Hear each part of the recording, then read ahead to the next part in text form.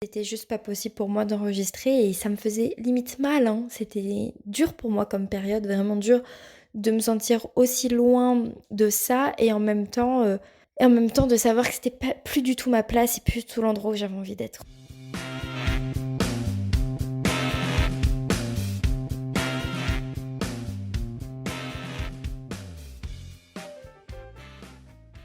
C'est Flo et bienvenue à toi dans cet épisode de reprise du podcast Libre à toi.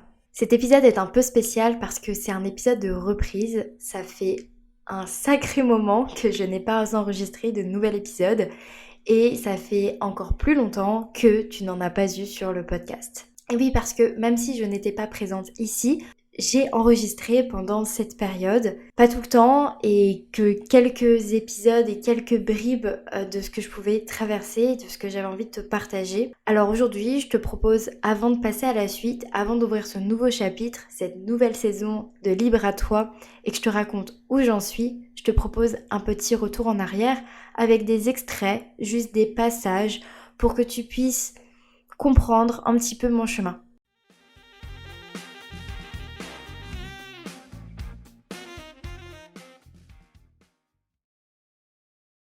J'ai suivi cette métaphore en me disant que moi j'avais vraiment eu cette impression d'être dans des montagnes russes pendant toute mon année 2023 et qu'en fait au fur et à mesure que je passais des parties de cette montagne russe, derrière moi, ben ça s'effondrait. Ou je perdais quelque chose, ou je me rendais compte que ça aurait été bien si j'avais pu garder autre chose jusque-là. C'est-à-dire que je suis montée très très haut et j'ai eu des sensations incroyables et j'ai vécu des choses superbes et je suis descendue aussi très très bas. Et malheureusement, j'avais vraiment pas l'impression que ce que j'avais pu obtenir et ce que j'avais pu vivre restait avec moi lorsque j'étais très bas. Et vice-versa, quand je montais très haut, c'est comme si j'oubliais ce que j'avais pu vivre et apprendre quand j'étais très très bas. Vraiment, cette montagne russe qui va se détruire au fur et à mesure que je passe et comme si je pouvais rien garder de tout ça. Alors dans les faits, c'est pas le cas. C'est là maintenant quand je repense à tous mes apprentissages et je sais que j'ai grandi pendant cette année, mais c'était un peu comme cette impression de continuellement devoir recommencer. C'est vraiment important pour moi et ça l'a toujours été. Si à mon travail ça se passe mal, si je me sens pas bien dans mon travail, j'ai tout qui empathie, j'ai voilà, tout mon être empathie, donc ça c'est vraiment une priorité. Que j'ai vraiment cette sensation d'avancer, de grandir et de monter des marches et d'arriver à un palier et de me sentir sereine sur mes appuis et pas avoir la sensation de redescendre après. Voilà, c'est vraiment le truc que j'ai envie d'éviter cette année. On peut avoir tendance à avoir envie que tout ce qu'on fait, que tout ce qu'on produit, que tout ce qu'on réalise, bah, ça devienne quelque chose de partageable pour créer du contenu encore plus. Et c'est ce que j'allais faire en fait en continuant Twitch. Si je continuais Twitch, c'était bon bah du coup je filmerais mon villette, je ferais ça et du coup comme ça je pourrais continuer à produire du contenu, etc. Et en fait, c'est une spirale dans laquelle on tombe et qui moi me convient pas du tout. Pendant l'année 2023, j'ai beaucoup reçu d'entrepreneurs dans le podcast Libre à toi. J'ai beaucoup parlé d'entrepreneuriat parce que bah, c'était mon quotidien et ça faisait du coup plusieurs années que j'étais là-dedans, donc c'était logique. C'était assez logique et évident pour moi de parler de ce sujet et de le mettre au devant de la scène. Ne vous laissez pas forcément tout le temps absorber et dépasser par les projets d'entreprise, les projets professionnels ou même les projets créatifs. Si fondamentalement dans vos valeurs, dans ce qui est très important pour vous, c'est pas du tout ça. Si c'est votre famille, votre couple, votre maison ou j'en sais rien, demandez-vous quels sont réellement vos piliers de bien-être et les fondamentaux qui font que vous êtes épanoui quotidiennement et si, ben, comme moi, c'est l'épanouissement de votre couple qui permet aussi votre épanouissement, ben, n'oubliez pas de faire ce qu'il faut pour que vous vous sentiez bien et que ça aussi, ça soit nourri au même titre que votre épanouissement professionnel ou artistique. Et si je désinstallais pas Instagram pour l'entrepreneuse que je suis, que j'étais, que je suis, je ne sais pas. Si je parle au présent ou au passé, peut-être plus au passé, ça allait être compliqué pour moi de décrocher. Parce que Instagram, en fait, finalement, c'était le centre de mon business depuis des années, depuis Filante, depuis 3 ans. Parce que c'est là-dessus qu'on a commencé à communiquer, c'est là-dessus que je me suis beaucoup investie dès le début, avec beaucoup de plaisir, hein. Mais c'est là-dessus que j'ai toutes mes clients, je les ai rencontrés grâce à Instagram. C'est un peu comme si c'était mon lieu de travail, quoi. En fait, Instagram, c'est très bizarre comme ça, mais un peu comme si quand j'ouvre cette application, je suis au bureau, quoi. C'est vraiment cette sensation. C'était vraiment hyper important pour moi de faire pause sur Instagram et de créer cette rupture. Je suis un peu sur mon téléphone et je me dis, et si je réinstallais Instagram maintenant? Donc je réinstalle Instagram, j'ouvre Instagram, et ensuite je me remets à faire quoi? À regarder les stories. Très naturellement, hein, on perd pas de cette habitude, et à scroller les stories, et là très vite ça m'agace. Et franchement, les copains que j'ai sur Instagram, entrepreneurs, je vous adore, vous le savez. Mais même vos stories, elles m'ont agacée, mais ça n'a rien à voir avec vous personnellement. C'est juste que je me suis dit, c'est l'ensemble qui m'a agacée, c'est que je me suis dit, putain, rien n'a changé. Et je sais pas pourquoi je me suis dit ça, mais je pense que moi, en 3 semaines, j'ai changé. J'ai changé mon état d'esprit, j'ai changé mes priorités, j'ai changé ce que je voulais mettre sur le devant de ma propre scène. J'ai pris une claque aussi en prenant ce poste parce que d'un coup, j'étais ailleurs et je faisais autre chose et voilà. Et en fait, en regardant ces stories, j'avais vraiment l'impression que c'était comme si j'avais fermé Instagram hier et je le réouvrais aujourd'hui. Alors que pour moi, j'ai l'impression qu'il s'est passé un torrent de choses dans ma vie. Mais en fait, ça n'a rien à voir avec les autres. C'est mon propre... le propre endroit où moi je me place au centre, en fait. C'est moi qui suis au centre de ma vie, de mon propre film, et c'est normal. Les autres, ils sont au centre de leur propre film, et c'est normal aussi. Et en fait, voilà, ça m'a agacée. Je me suis dit, bah, en fait, j'ai rien loupé. Et si je désinstalle Instagram, je loupe rien. Et je suis vraiment restée sur cet état-là. Et je me suis dit, en fait, j'ai envie de le redésinstaller parce qu'aujourd'hui, j'ai pas envie d'aller passer de mon temps à scroller. Et l'autre truc qui m'a peut-être agacée aussi, c'est que d'un coup, je me suis repris un flot d'informations sur le business, sur réussir dans l'entrepreneuriat, sur l'état d'esprit, sur machin. Et d'un coup, je me suis pris ça dans la face et et je me suis dit, waouh, mais est-ce que c'est pas ça aussi qui m'a autant déprimée ces derniers mois? Est-ce que c'est pas en fait à chaque fois que j'allais à mon bureau justement, j'avais en face de moi la machine à café, si on garde cette métaphore qu'Instagram c'est mon bureau, tous mes collègues qui me balançaient un peu à la gueule la réussite de leur projet et le fait qu'ils avaient fait un super chiffre, ou mes collègues qui étaient totalement déprimés au bord du burn-out parce que c'est un boulot très compliqué, ou bah, toutes les personnes qui ont l'air de s'en sortir, juste s'en sortir, et tu dis, punaise, ils devraient tellement y arriver mieux. Ils devraient tellement avoir tellement plus de clients et c'est tellement dommage. Et finalement, un peu dans ce grand open space où je me rends compte que peu de gens sont réellement heureux et que ceux qui donnent l'impression qu'ils sont heureux, eh ben, je sais pas s'ils le sont vraiment parce que juste à partager leur état d'esprit et comment faire pour réussir ou j'en sais rien. Est-ce qu'au fond du fond, bah, dans un mois, ils seront toujours aussi contents? Et est-ce que ce qu'ils partagent, c'est valable pour tout le monde? C'est une vraie question que je me pose aussi en ce moment avec tout ce que j'ai remis en question sur ce que j'avais pu consommer autour du business. C'est est-ce que ce que tout le monde partage en disant que c'est ça la clé, entre grands guillemets, de la réussite, est-ce que c'est valable pour tout le monde? Est-ce que finalement, on a besoin d'avoir autant d'informations quand on se lance? Alors, je suis bien consciente que quand je me suis lancée, j'étais bien contente d'avoir toutes les informations, mais je pense qu'à un moment donné, il faut savoir dire stop, j'en ai eu assez. Et peut-être que si j'avais pris, alors avec des peut-être, on refait le monde et le si, pareil, mais il est possible que si j'avais pris la décision de me désabonner de toutes les personnes qui parlaient business autour de moi sur Instagram il y a peut-être 8 mois, peut-être que je me serais réellement concentrée sur ce qui moi me faisait kiffer, sur ce qui moi me faisait plaisir et sur ce qui pouvait réellement fonctionner pour moi. Et j'aurais peut-être plus facilement réussi à me concentrer sur les choses et à les faire vraiment mieux pour moi. Bon, on n'en sait rien, j'en sais rien, mais c'est un peu la réflexion que j'ai eue en réinstallant Instagram. Et qu'est-ce qui s'est passé?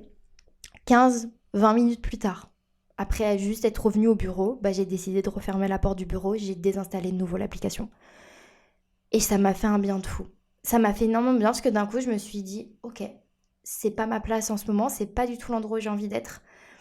J'ai envie de reprendre mon micro et te parler, là, comme je suis en train de le faire, mais j'ai aucune envie de poster une story et de partager des choses qui finalement n'auront pas trop de sens.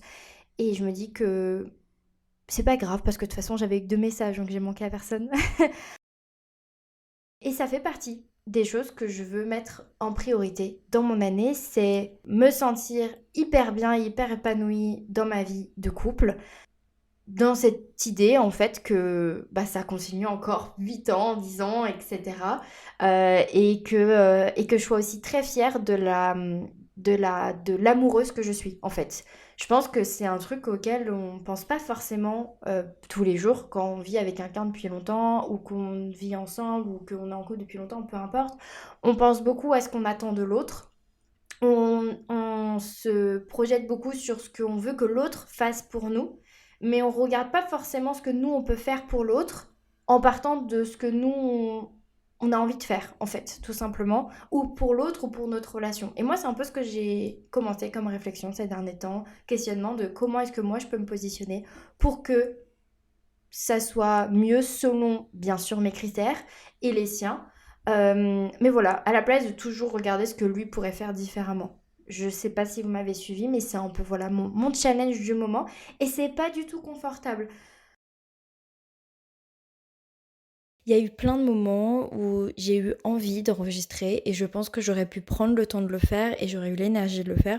J'aurais peut-être pas fait des épisodes de fou malade, super longs, mais j'aurais pu le faire. Enfin bref, il y a eu plein un peu de moments comme ça où c'était juste pas possible pour moi de prendre le micro. Parce que je me sentais hypocrite.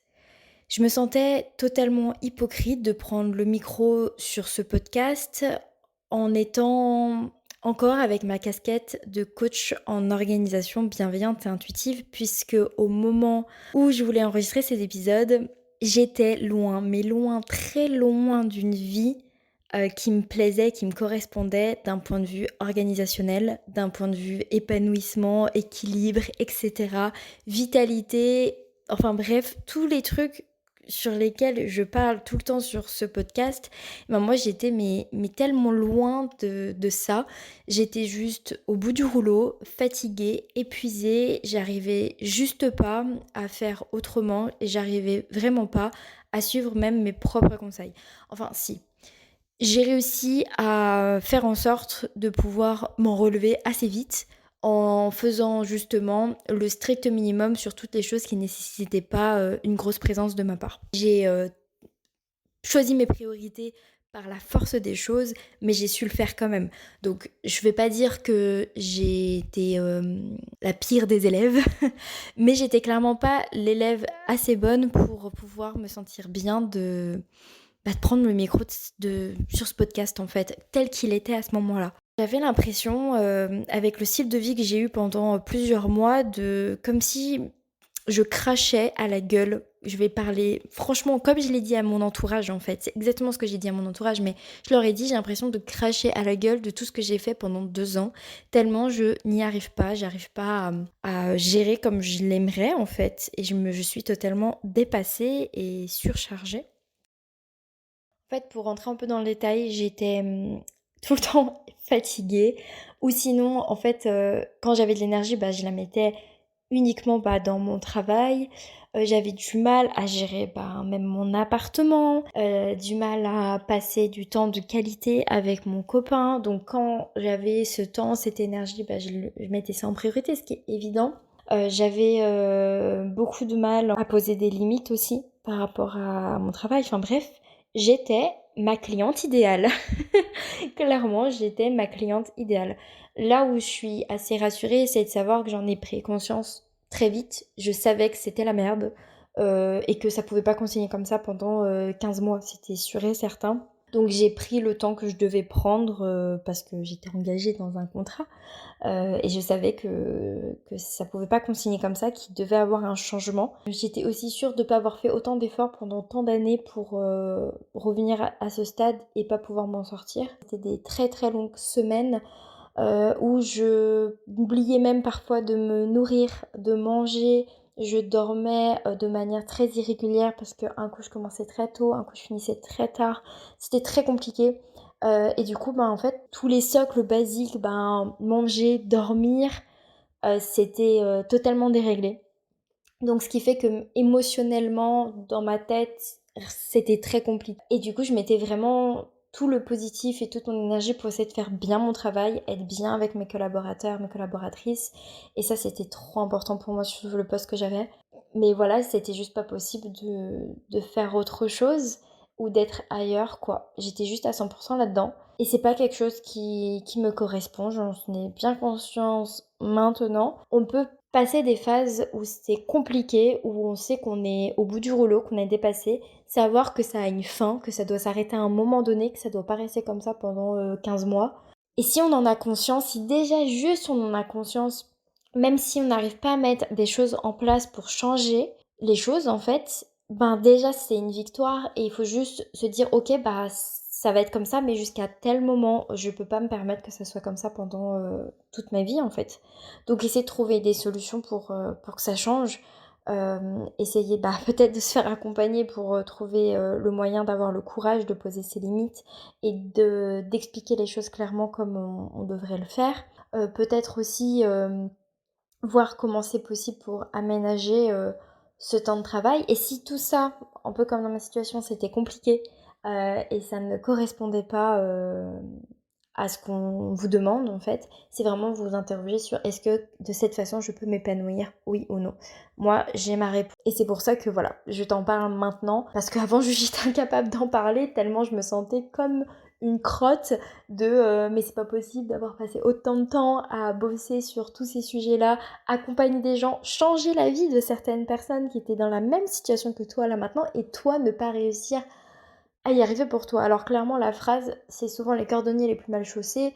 Là je l'ai vécu à 1000% et c'est aussi ce qui montre à quel point parfois on a besoin de quelqu'un d'autre en fait. L'accompagnement c'est aussi être accompagné, soutenu, avoir une main tendue qui t'aide à sortir de ta galère en fait. Et quand on est accompagné, on est soutenu, c'est beaucoup plus simple aussi de sortir de ces situations-là, d'avoir vraiment quelqu'un sur qui se reposer. Et c'est là où je me rends compte à quel point aussi j'ai pu avoir ce rôle-là pour certaines personnes dans mon rôle de coach en organisation. Parce que solo, ben, c'est bien plus compliqué.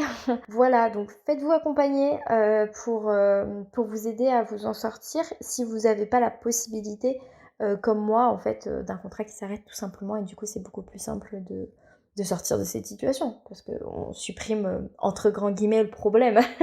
Voilà, ça fait partie de mon histoire et ça m'a aidé aussi à prendre conscience d'un autre truc qui est plutôt positif. C'est horrible hein, dit comme ça, mais j'ai été capable de tenir le coup sur des semaines de 44 heures et physiquement je l'ai tenu. Pas de la meilleure des façons, mais je l'ai tenu. Donc c'est aussi accepter que parfois bah, ça va être un gros rush, mais mon corps peut le tenir et je peux le supporter. Et ça, bah, ça m'a fait du bien quand même au moral, sachant que j'ai pas fait de grosses crises d'endométriose pendant cette période. Donc ça c'est quand même aussi un truc qui est un peu une victoire pour moi alors que j'avais clairement une hygiène de vie déplorable. J'ai pas eu une grosse crise d'endométriose, donc tout le travail que j'ai fait avant, ben ça paye quand même et j'ai pu encaisser cette période vraiment très importante qui m'a semblé être très longue. Hein. Ça a duré 6 mois, 4 mois vraiment compliqués.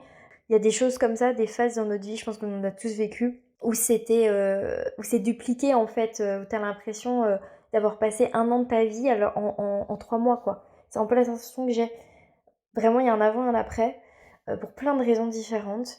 Je me rends compte que si j'ai ce type de poste, il faut absolument que certains critères soient respectés pour que je puisse avoir un style de vie qui m'épanouit, qui me correspond. Et là, c'était clairement pas le cas.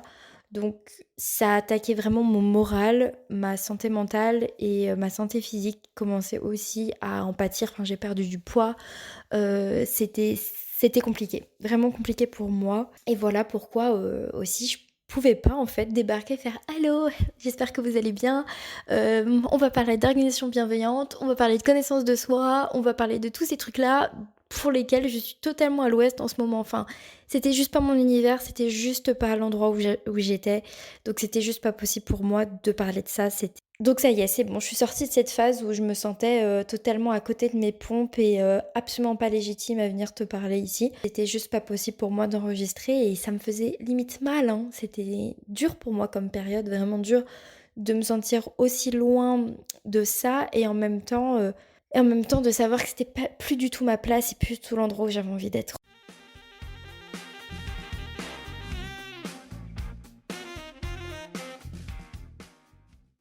Waouh, j'ai l'impression que t'étais dans ma tête là. J'espère que ce montage t'a plu et la manière dont j'ai tourné cette petite rétrospective t'a plu. J'avais vraiment envie de te garder de toutes ces sessions d'enregistrement le principal, l'essentiel et ce que j'avais encore envie de te partager, ce qui faisait encore sens et ce qui aussi faisait extrêmement sens au moment où je l'ai enregistré. J'avais vraiment envie de ne pas mettre tout ça à la poubelle parce que c'était ma voix à ce moment-là, mes idées, mes pensées, et que c'était pour moi une belle façon de revenir également, en acceptant pleinement tout ce qui avait pu se passer ces 8 derniers mois. Mais en fait, ce que tu viens juste d'écouter, je l'ai enregistré, vraiment les derniers extraits, je les ai enregistrés tout début mai. Et depuis, ben, je suis toujours pas revenue, alors que de base, quand j'avais enregistré ça, c'était dans l'idée de revenir avec énormément de motivation, parce que je revenais de presque un mois de vacances en Guadeloupe avec ma sœur, et c'était juste génial. Je revenais, j'étais au chômage, donc sans travail, mais je me sentais libre, je me sentais vachement bien. Je repense à ces quelques jours entre juste après mon retour de vacances, j'ai passé quelques jours chez mon amie Clémence. Et pendant ce moment, je me suis sentie super bien. Euh, J'avais l'impression de retrouver du coup toute l'énergie que j'avais perdue les mois précédents. Et j'avais envie de croquer la vie à pleines dents, clairement. J'étais super bien. Je me suis remise au sport ensuite quand je suis rentrée chez moi. Vraiment, j'ai passé, on va dire, une petite bulle de 2 semaines, fin avril, début mai, où je me sentais libre, libérée, bien dans ma peau, bien dans ma tête, et avec plein d'idées, plein d'envies, plein de projets, tout en ayant pris une grosse décision qui était celle de ne pas rechercher du travail tout de suite et de ne pas non plus me relancer dans le coaching ou dans Faux Libre tout de suite. De me laisser le temps pour vivre, pour voyager, pour kiffer, pour prendre le temps tout simplement de ne rien faire puisque jamais dans ma vie je m'étais laissé ce temps-là en fait. J'ai toujours sauté d'un projet à un autre, d'un boulot à un autre, d'une période à faire ci à une période à faire un voyage ou bref, jamais je m'étais laissé le temps de juste être là et de voir ce que la journée pouvait me réserver sans me mettre une énorme pression à me dire qu'il fallait absolument que je réalise un projet.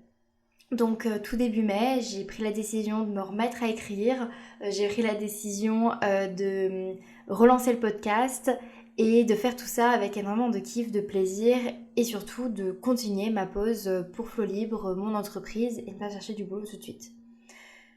L'univers, à ce moment-là, m'a clairement aidé à prendre cette décision parce que j'ai pris vraiment le temps avec moi-même pour faire cette petite session de développement personnel. Et je suis hyper reconnaissante de cette décision que j'ai prise à ce moment-là parce que, heureusement, que j'ai pris cette décision, que je m'étais dit, je t'accorde 2 mois pour faire un break, continuer ton break et kiffer, simplement kiffer, sans te mettre aucune pression. Parce que ce qui s'est passé, c'est que tout début mai, euh, j'ai perdu mon père. Il est décédé et heureusement que j'étais disponible mentalement, psychologiquement, dans mon emploi du temps, parce que, comme vous pouvez vous en douter, c'était pas du tout une période facile et ça a été très très compliqué et ça l'est encore à certains moments. Euh, et en fait, ça m'a aussi totalement balayée. Je me sentais très très heureuse à ce moment-là, vraiment. Je disais même tous les jours, qu'est-ce que je me sens bien. Et en fait, en une fraction de seconde, tout ce sentiment et cette plénitude et ce sentiment-là qui me faisait énormément de bien a totalement disparu. Et c'est la vie. C'est comme ça, c'était ce qui devait se passer à ce moment-là. Euh, et du coup, ben, je suis pas revenue sur podcast, je suis pas revenue sur Flow Libre et je me suis pas mise à écrire. J'ai rien fait de ce que je voulais parce que juste j'ai été prise dans tout ça, dans tout ce qu'il fallait faire et tout ce qu'il fallait vivre et ressentir. Et là maintenant je me sens prête à revenir et pourtant ça fait des semaines et des semaines que je me dis je vais enregistrer cet épisode et j'y arrive pas.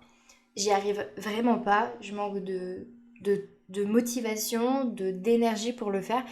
Alors là, qu'est-ce que je suis heureuse, qu'est-ce que je suis reconnaissante d'avoir enfin pu m'asseoir à mon bureau pour m'occuper de ce podcast, pour pouvoir te parler directement et revenir. Et parce que ça me tient tellement à cœur d'être là. Mon podcast, en fait, il fait partie de moi. Et Libre à toi, c'est un rêve que j'ai réalisé et c'est un rêve que je veux continuer à écrire. C'est mon bébé, je le disais il y a un moment, mais c'est vraiment mon bébé et je veux pas le lâcher et je veux pas l'arrêter. Et surtout, j'ai pris la décision de ne pas reprendre Flow Libre tout de suite et peut-être avant un long moment. Il est même possible que je ferme mon entreprise. Mais par contre, je garde le podcast. Parce que c'était juste pas possible pour moi qu'il ne me reste rien de tout ce que j'ai pu vivre, de tout ce que j'ai pu apprendre et de tout ce que j'ai créé et de tout le travail que j'ai fourni pendant plusieurs années. C'était pas possible pour moi de tout balayer, de mettre tout à la poubelle et de faire comme si ça n'avait jamais existé. Non, je garde le podcast. Mais il n'y a pas que ça. Par rapport à ma vie, au tout début de l'été, j'ai décidé de reprendre mes études. Donc je vais rentrer en septembre dans un BTS gestion de la petite et moyenne entreprise. Donc je vais redevenir étudiante et je serai en alternance dans une entreprise qui m'a l'air juste géniale. Donc j'ai vraiment hâte de commencer. J'ai hâte de pouvoir vivre cette nouvelle aventure et d'être forte de tout ce que j'ai déjà appris grâce à toutes mes expériences précédentes pour pouvoir kiffer aussi et j'espère honnêtement que ça y est, cette fois-ci c'est la bonne et que je vais m'épanouir professionnellement. C'est un petit peu ma quête, un peu la quête de ma vie, un petit peu mon pire cauchemar et en même temps mon plus grand désir, cet épanouissement professionnel. Pour les gens qui me connaissent, ils savent que j'ai pas eu beaucoup de chance de ce côté-ci et je l'ai déjà un petit peu évoqué dans plusieurs épisodes de podcast. Et c'est vrai que, encore une fois, je stresse et j'anticipe le pire, on va dire. Mais je suis aussi hyper impatiente de commencer et de pouvoir me sentir de nouveau utile et en train de faire quelque chose qui a du sens. Parce que maintenant, ça fait plusieurs mois que je ne travaille plus et que je suis pas non plus en train de monter un projet où j'en sais rien. Et c'est vrai que je sens que ça fait partie de ma façon de fonctionner et de ma manière de m'épanouir aussi également et que ça me manque. Et moins je fais de choses, moins j'ai envie d'en faire, moins je me motive, moins j'y arrive. Et j'en parle dans un épisode qui sortira après celui-ci où j'ai invité une ancienne coachée sur le podcast que vraiment ma vie n'a plus trop de sens d'un point de vue organisationnel, d'un point de vue rythme de vie. Enfin, je suis totalement en roue libre depuis plusieurs mois, mais c'est totalement ok et c'est totalement normal. Et même si c'est dur et même s'il y a plein de moments où je me dis que je suis une grosse crotte parce que j'arrive pas à sortir de mon canapé, je me rappelle que je suis en train de traverser quelque chose qui est très difficile et que j'ai le droit de regarder 5 épisodes de Glee dans la journée et que de toute façon j'ai un projet et que le projet commence en septembre et que là je donnerai tout ce qu'il faut pour que ça fonctionne et que je m'épanouisse sans m'épuiser et sans prendre tout à cœur et sans être à 150% alors qu'on attend que 80% de moi en fait. Voilà, c'est un petit peu décousu cette partie, mais voilà, c'est la reprise du podcast, c'est la reprise de mes enregistrements un peu décousus et qui vont dans tous les sens. J'espère que ça te fait plaisir de me retrouver.